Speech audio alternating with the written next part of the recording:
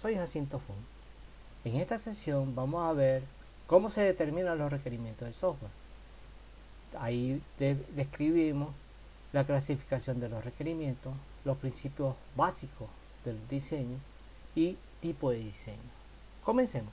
En toda etapa de diseño se debe vigilar la calidad. En el caso de los requerimientos del software, se crean bajo ciertos principios y se deben cumplir reglas para el diseño de soluciones para los requerimientos de los resultados del análisis. Los resultados y soluciones del diseño deben apoyarse en la tecnología seleccionada por medio de diagramas, gráficos, esquemas, etc., que ayuda a construir las diferentes soluciones en funciones reales basados en herramientas que provee la tecnología. En esta sesión se estudia diferentes conceptos de los requerimientos del software.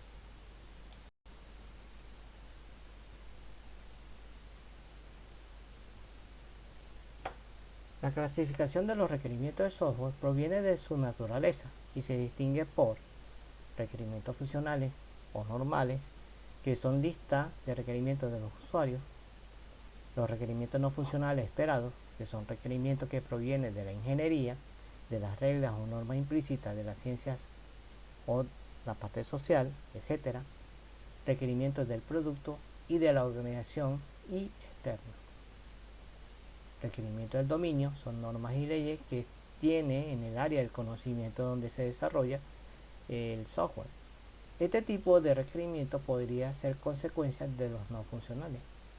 Y tenemos el último requerimiento, que son los requerimientos estimulantes, que son requerimientos funcionales que van más allá de la expectativa del cliente. Generalmente son creadas por la empresa que desarrollan el software. En la lista de requerimientos del software, con los diferentes diagramas de análisis, se generan una idea general de cómo será el software, sus restricciones, las áreas de trabajo que deben hacer, cómo la función y sus características generales, cómo funciona en su futuro. Los principios básicos del diseño. El proceso de diseño debe considerar alternativas. El diseñador tendrá que considerar enfoques alternativos en base a los requerimientos del problema y los recursos disponibles. El diseño debe seguir ciertos pasos hasta el análisis. El modelo de diseño a menudo puede remontarse a múltiples requisitos. Debe tener un medio de seguimiento para observar cómo los requisitos han sido satisfechos por el modelo de diseño. El diseño no debe inventar nada que ya esté inventado. Los sistemas se construyen utilizando un conjunto de patrones de diseño. La mayoría de los casos han sido utilizados anteriormente. Estos patrones deberían ser escogidos como alternativas a la reinvención. La selección del modelo de diseño dependerá de la naturaleza del problema y su solución. Se dispone de poco tiempo y recursos. Esto de recursos limitados. Tiempo de diseño tendría que invertirse en seleccionar el diseño adecuado y presentar ideas nuevas integrando patrones que ya existan, siempre y cuando estos sean disponibles. El diseño debe minimizar distancias intelectuales. El diseño se representa entre el software y el problema tal y como existe en el mundo real. Esto es, la estructura del diseño de software debe, siempre que sea posible, imitar la estructura del dominio del problema. El diseño debe exhibir uniformidad e integración, es decir, un diseño es uniforme si resulta plenamente coherente. Para conseguir esto, las reglas de estilo y formato han de ser definidas para el equipo de diseño antes que comience el trabajo de diseño. Un esquema uniforme tiene como resultado en el futuro, aunque sea programado por muchas personas, el resultado es como si lo programara una sola persona. Un diseño está integrado si se definen las interfaces correctas entre los componentes.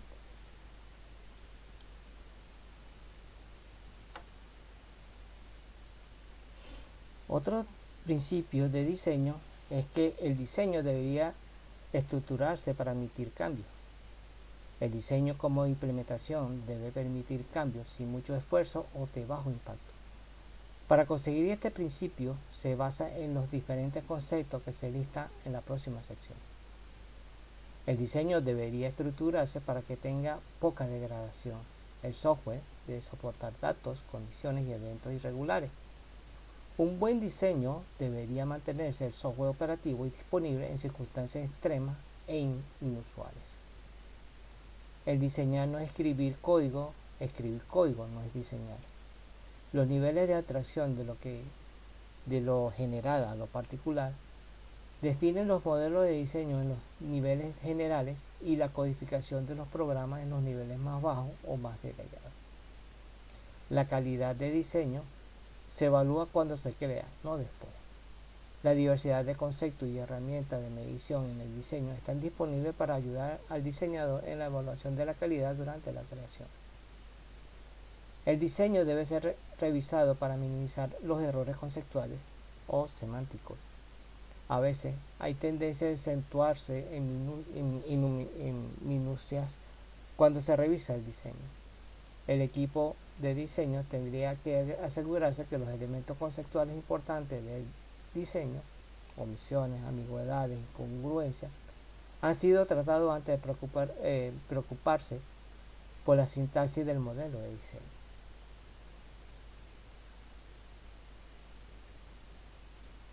Los conceptos que soporta el diseño comprende diversos puntos. Abstracción es el proceso que describe características generales a lo particular.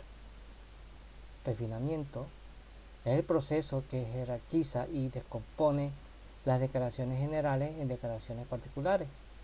Las abstracciones y el refinamiento son conceptos complementarios. Modularidad, proceso de dividir las declaraciones generales en módulos o componentes.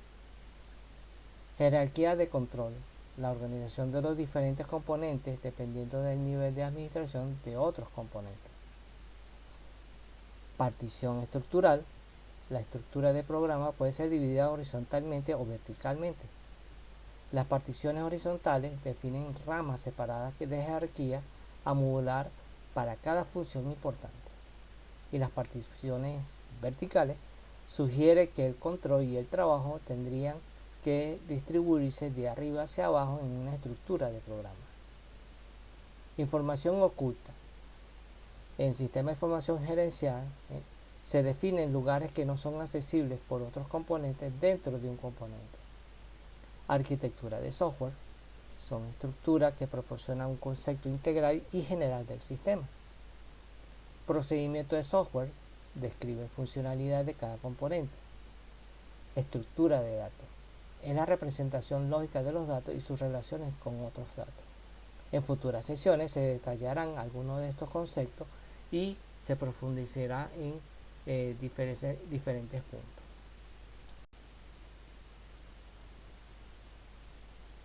El último punto, en esta sesión, hablamos de los tipos de diseño. Existen lo que le llaman diseño de datos, el modelo de dominio de la información que fue creado durante el análisis, se estructura en datos y sus relaciones para implementar en el software. También se habla del flujo de los datos dentro de todo el proceso del software. Diseño arquitectónico define la relación entre los principales elementos estructurales del programa. Diseño de interfaz describe cómo se comunica el software consigo mismo, con los sistemas que operan con él o externos y con los usuarios que lo emplean. Diseño procedimental transforma elementos estructurales de la arquitectura en una descripción procedimental de los componentes de software.